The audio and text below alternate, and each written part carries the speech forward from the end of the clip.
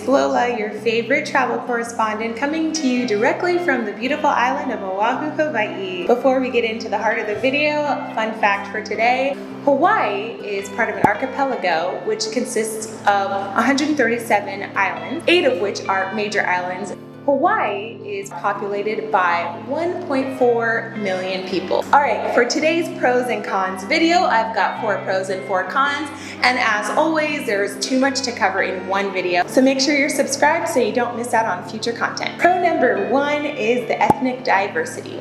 I come from San Diego, from a predominantly white area, and moving here, I was interested to discover that it is mostly Asian population. In fact, in terms of highest to lowest as far as number of people, we have Asian, then we have white non-Hispanic, then we have multiracial, then Hispanic Latinx, and Black, Native Hawaiian / Polynesian, and the very smallest amount is Native Alaskan / Indian. Though there is a very small Black and Native Hawaiian population, because it is a predominantly Asian area, the race relations and dynamics are different here than they are back home where I'm from. I have not experienced any overt racism here, which is really awesome. You're gonna find microaggressions everywhere you go if you are a person of color, but I do notice I get a different level of respect here. Not that I didn't get respect in San Diego, but here I get a lot more aloha, which is part of the culture here. But I also think it has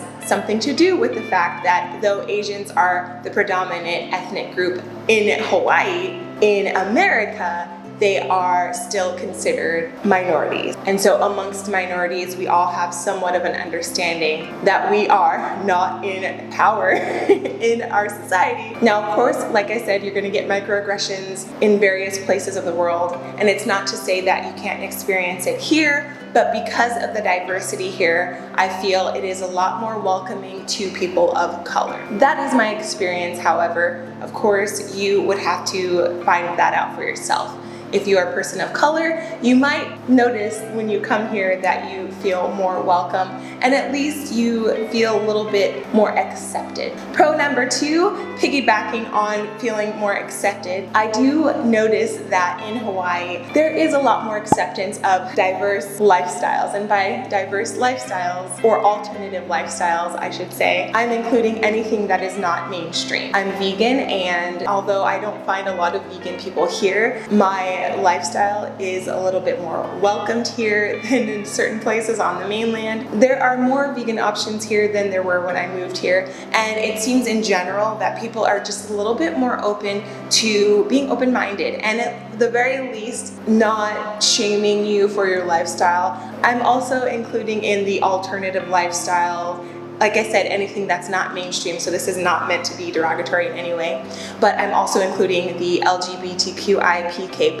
community, transgender, which is included in that community. There's a nightclub that has drag shows. It's really fun. There are various sorts of events here that cater to different types of minority groups, and it just overall seems like a smorgasbord of different walks of life coming together and respecting one another. It's really beautiful. Pro number 3 is the tropical fruit. I'm mentioning this because it wasn't until after I moved here that I realized I was limiting myself. And so I decided to try new fruits every week, from sour sops to star fruits to dragon fruits to apple bananas to guava, which I had heard of before. But man, there's so much of a selection here. Even when you're out on a hiking trail, you can find guava sometimes. On trees, you can find mountain apples, which I had never heard of, and I made a pie out of them, and it was so good. There's just so many tropical fruits here that you might not have been exposed to if you hadn't come here, or I might not have been exposed to if I hadn't moved here. So I love that it's readily available. Now, of course, some of it is shipped over from other locations, and if you are in another part of the United States, you might have access to some tropical fruits, but I feel here there's a lot more selection than I noticed on the mainland. plan when I go back to visit. Pro number 4, for those of you pet lovers, at least Oahu I find is very dog friendly. There are quite a few beaches, parks, hiking trails that allow dogs, although you are supposed to keep your dog on a leash. But the fact that you can bring your furry friends a lot of different outdoor locations is a plus for a lot of people, and it makes life here for people who own animals a lot more enjoyable, because then they don't have to leave their dogs at home every time they go somewhere. All right, on to the cons. Con number 1 is the expensive housing prices. Hawaii is actually ranked number 1 for the most expensive housing prices in the United States. That's even before California and New York, which is crazy because I thought New York or San Francisco would be the most expensive, but no, Hawaii wins with a median listing price of over $807,000. And for that, honestly, I've been getting Zillow notifications. For $870,000, you're probably gonna get maybe a 1-bedroom, no dishwasher, no AC, and really outdated interior. It's kind of rough out here.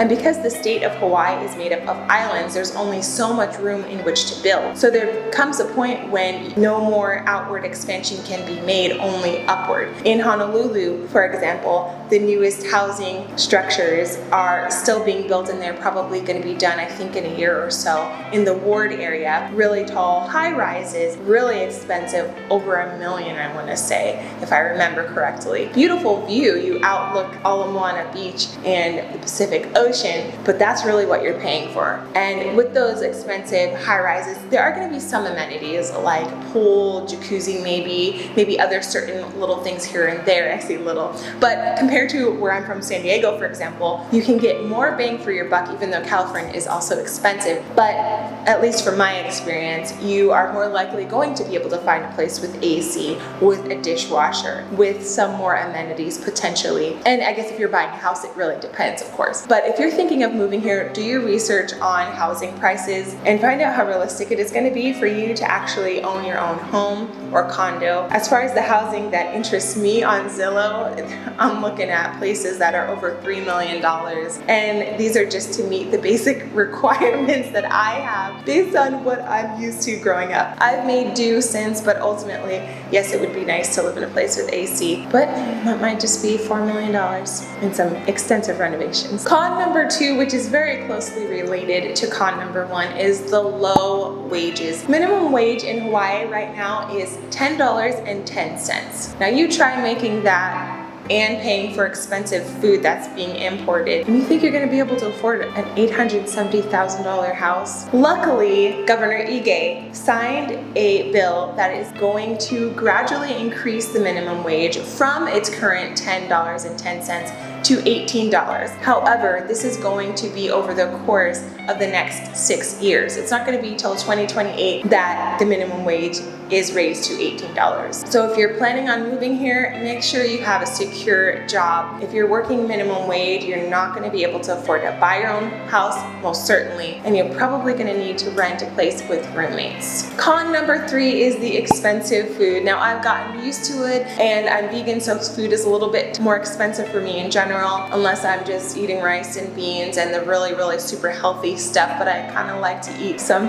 vegan junk food here and there, and vegan meats, and those things get expensive. But on top of that, in general, because a lot of food gets imported here from other locations, there is a markup on the price of food. That being said, if you know how to cook, your best bet is going to be to prepare most of your meals for yourself, and it's healthier for you anyway. Con number 4, and this is by far the most maybe depressing, maybe saddening con that I can think of, is the unhoused population. I'm using that term to be respectful because there is a discrepancy with the term homeless and unhoused. Homeless having a negative connotation, denoting that people got themselves in the position because they didn't try hard enough, etc., etc. But as I just mentioned, it's expensive to live here. Not only housing prices, even if you're just renting, it can be pretty pricey for the bare minimum. Food is expensive. That coupled with the recent pandemic has actually caused more people to become unhoused. In addition, I've heard rumors since I've moved here that unhoused people get shipped here from the mainland. I don't know who's shipping them. I don't know how they're doing this, but that is the rumor that I've heard, and essentially it's because the climate here makes it less likely for people to succumb to health hazards like they would in a cold climate, for example, sleeping outside. It's really strange and a little bit unnerving to see the juxtaposition of expensive shops like Gucci, like Tesla in Waikiki, right across the street from unhoused people who clearly need help. This is a huge problem in Hawaii, especially on Oahu. I really hope more gets done about it. I don't know too much about what is being done about it, but if you do plan to move here, understand that you are going to be encountering unhoused people, especially in Honolulu. In fact, it wasn't until I visited Hawaii the year before I moved here that I actually saw an unhoused child sleeping on the sidewalk with his family. I'd never seen that before. I'd only seen adults sleeping outside. It was really heartbreaking to see.